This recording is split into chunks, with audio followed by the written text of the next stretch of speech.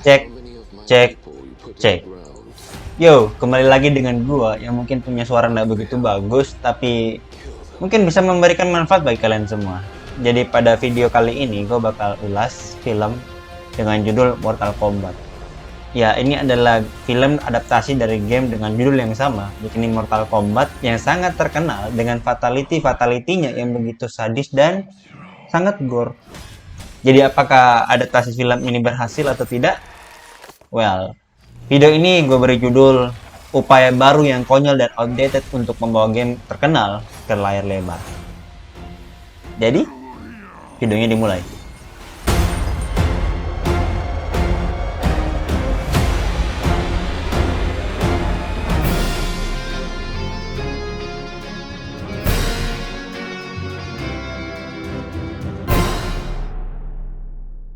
Keinginan untuk menonton film ini datang dari ekspektasi dan kegemaran gua main versi gamenya. Namun, ekspektasi itu juga dibarengi dengan pengalaman nonton versi lawasnya yang begitu buruk. Bahkan, adaptasi terbaik Mortal Kombat pun hanya dilabeli lumayan bagi kritikus film global. Seakan menjelaskan kalau memainkan karakter Mortal Kombat itu masih lebih baik daripada menonton film Mortal Kombat.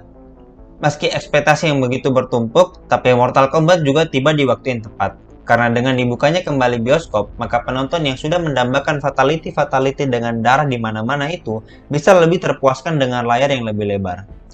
Warner Bros dengan cermat menempatkan tanggal rilis Mortal Kombat sebulan setelah Godzilla vs Kong, dan juga mendistribusikannya di HBO Max di waktu bersamaan dengan rilisnya di bioskop. Meskipun tidak memiliki euforia sebesar Godzilla vs Kong yang banyak menyenangkan orang, Mortal Kombat sejatinya memberikan fanservice yang cukup untuk sejumlah pihak. Filmnya bermain konyol dalam penceritaan, tapi tidak main-main dari segi perkelahian. McCoy dengan penuh belas kasih menghindari pengambilan gambar yang tidak diperlukan, yang berujung hal-hal monoton dan tidak perlu. Berimbas, plot ceritanya yang berantakan dan tidak penting untuk diikuti. Dan lebih memfokuskan diri pada pertarungan Cole Liang yang diperankan oleh Lewis Tan sebagai petarung MMA yang menemukan dirinya bahwa dia ingin memiliki darah pejuang seorang Mortal Kombat, yakni Scorpion.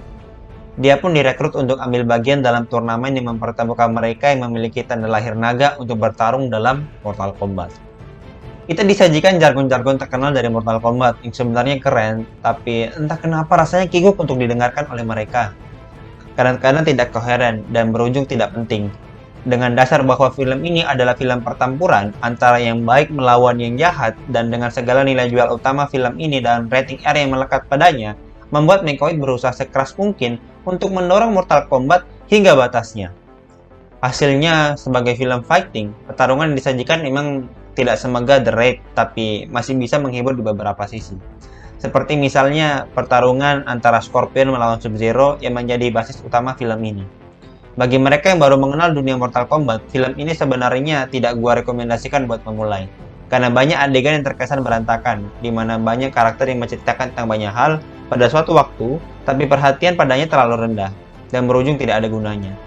Kehadiran Joe Taslim pada film ini juga mungkin membuat orang-orang utamanya dari tanah air ingin melihat film ini. Tidak bisa dipungkiri, keterlibatan Joe Taslim di Mortal Kombat membuat orang-orang yang sebelumnya tidak begitu ingin menonton Mortal Kombat jadi pengen nonton. Ya, walau akhirnya aktingnya juga tidak begitu diperlihatkan karena karakternya juga memerankan masker terus-terusan ya kan. Dia berperan sebagai Sub-Zero. Nah, Mortal Kombat tentu memiliki sejumlah kekurangan seperti selera humor yang rendah, skrip yang kurang koheren, editing film yang tidak megah, dan musik techno yang kurang nendang. Selain daripada itu, rasanya, minum tua kayaknya lebih memacu adrenalin deh daripada nonton film ini. Videonya selesai.